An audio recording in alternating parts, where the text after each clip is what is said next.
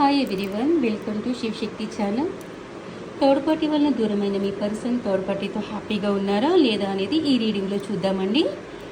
100% మీ person third పార్టీతో అయితే హ్యాపీగా లేరండి. చాలా డిప్రెషన్లో ఉన్నారు, చాలా డిసప్పాయింట్మెంట్తో ఉన్నారు, చాలా emotional loss feel అవుతున్నారండి.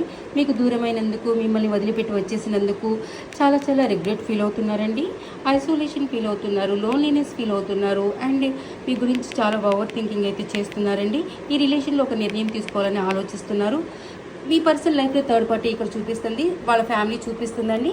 10 of pentacle, 10 of cups వాళ్ళ ఫ్యామిలీ చూపిస్తుంది. థర్డ్ పార్టీ మీ పర్సన్ వాళ్ళ ఫ్యామిలీతో కాన్ఫ్లిక్ట్ సిచ్యువేషన్లో ఉన్నారు, ఆర్గ్యుమెంట్ సిచ్యువేషన్లో ఉన్నారు. ఇక్కడ చాలా చాలా ఆర్గ్యుమెంట్స్ జరుగుతున్నాయండి, చాలా చాలా ఫైటింగ్స్ అయితే జరుగుతున్నాయి.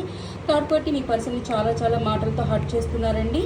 అయినా కూడా మీ పర్సన్ చాలా స్ట్రెంగ్త్లో ఉన్నారు. మీ పర్సన్ హోప్ అయితే కోల్పోలేదండి.